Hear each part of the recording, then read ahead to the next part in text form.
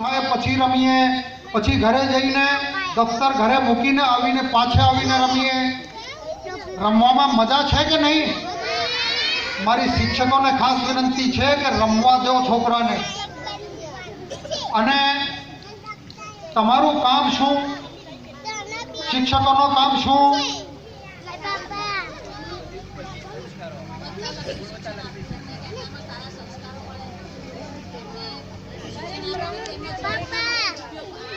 શિક્ષકનું કામ એટલે ભણાવવાનું. શિક્ષકનું કામ એટલે ભણાવવાનું. આ વાત સાચી નથી.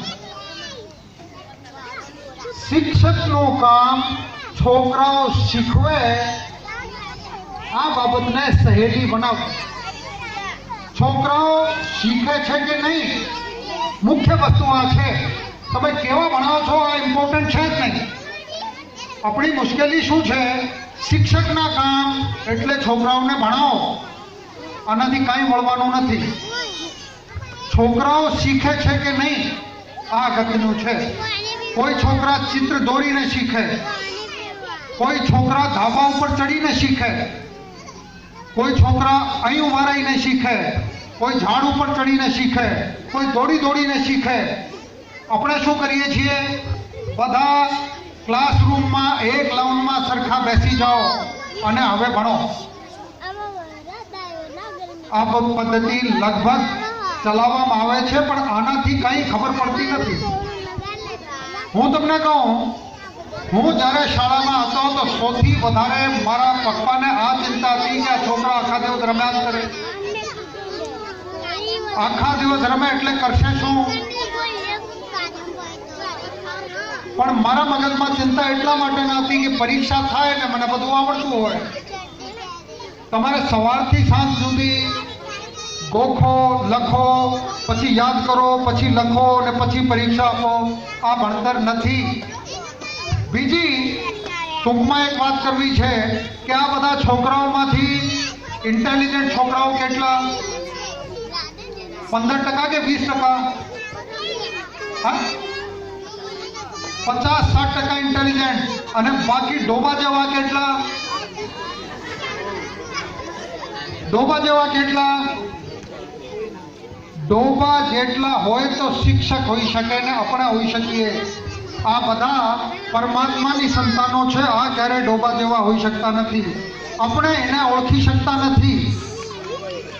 વડીલો સાંભળે છે? આપણે એને ઓળખી શકતા નથી. આ મંત્રી વિસ્તારમાં જેટલા આજની તારીખમાં મંત્રીઓ છે, આમાંથી લગભગ 50-60% ભણવામાં સારા નહોતા. અને રાજ આ લોકો કરે છે. અને રાજ એમને મળતા નથી. રાજ શાનાથી મળે? ઊંચા હોદ્દા શાનાથી મળે? ગોખો લખો, ગોખો લખો, ગોખો લખો, આમાંથી કાંઈ મળવાનું નથી. ક્યાંથી મળે? આત્મવિશ્વાસથી. આમાંથી કોઈ છોકરાના આત્મવિશ્વાસ પ્લીઝ તોડશો નહીં. મક્કમ નિર્ધાર એના ચરિત્રમાં હોવું જોઈએ. મને આ કામ કરવું છે તો કરવું જ છે. હવે ભણવા હોય કે ના ભણવા હોય, જે કંઈ કરવું છે આ કરવું છે તો કરવું જ છે. અને નાશ ભાગની એનર્જી. જે છોકરા આમ ઢીલા ઠપ થઈને સવારે આવીને બેસી જાય ને આમ વાંચ્યા કરે, આ છોકરા જિંદગીમાં કાંઈ પહોંચશે નહીં. જે છોકરામાં ઉર્જા નથી, જે છોકરામાં એનર્જી નથી, જો દોડી શકતા નથી, ભાગી શકતા નથી, ધાબા ઉપર ચડીને કૂદી શકતા નથી, આ છોકરાની પ્રોબ્લેમ છે. જે છોકરા નથી કરી શકતા, તકલીફ આની છે. એને દોડવા દો, એને ચિત્ર દોરવા દો. તમે ગીત ગાઓ છો બધા? હમણાં મનુષ્ય તું બડા મહાન હૈ, આ ગીત તો તમે બહુ સારું ગાયો. મજા પડે છે કે નહીં? ગીત ગવડાવો, પછી નાટક કરાવો. નાટક ભજવો છો? કોણ આવીને ભજવીને બતાવશે નાટક? ફિલ્મ જુઓ છો? પિક્ચર જુઓ છો ટીવી ઉપર? શાહરુખ ખાન કોને કોને બનવું છે? ભણવું જ જોઈએ, ભણવું જ જોઈએ. આ બધું ભણીને આખા દિવસ ભણીને પછી 25,000 રૂપિયા પગાર લો. આના કરતા એક ફિલ્મના 25 કરોડ રૂપિયા કેમ ના મળે? શાહરુખ ખાન બનવું છે ને? अक्षय कुमार बनવું છે કે નહીં? આ શિક્ષકો ના પાડે તો જ બની જાઓ, તોય બની જાઓ. સચિન તેંડુલકર બનવું છે? હા, એક છોકરાને તો કઈ નથી બનવું, શાહરુખ ખાને નથી બનવું ને સચિન તેંડુલકરે નથી બનવું છે કે નહીં? આ ફક્ત ગોખો લખો, ગોખો લખો, ગોખો લખો, આનાથી કોઈ જગ્યાએ પહોંચવાના નથી. એટલા માટે કે તમારા શાળામાં તમે વધુમાં વધુ કરશો 75, 80%, 85% ગુણ લઈ આવશે, પણ 98% વગર તો કોઈ એડમિશન નથી આપવાના કોલેજમાં, સારા કોલેજમાં.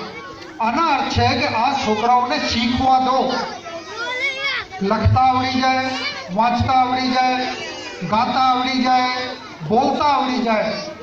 બધાને સ્ટેજ ઉપર ઊભા રહીને બોલવાની જે તમે કળા શીખવી દેશો, પછી આ છોકરાઓ બધું પહોંચી વળશે. વચ્ચે મેં એક વાત કરી, આમાંથી કોઈ છોકરાને આમ કહેશો નહીં કે તમે તો બીજા ધોરણ, તમે બીજી શ્રેણીમાં છો કે તમે ત્રીજી શ્રેણીમાં છો. કોઈ સેકન્ડ કે થર્ડ રેન્ક નથી. હવે છોકરાઓ બધા કંટાળી ગયા છે મારા પ્રવચનથી. છોકરાઓના બહુ આભાર, શિક્ષકોના આભાર, વડીલોના આભાર. ધન્યવાદ.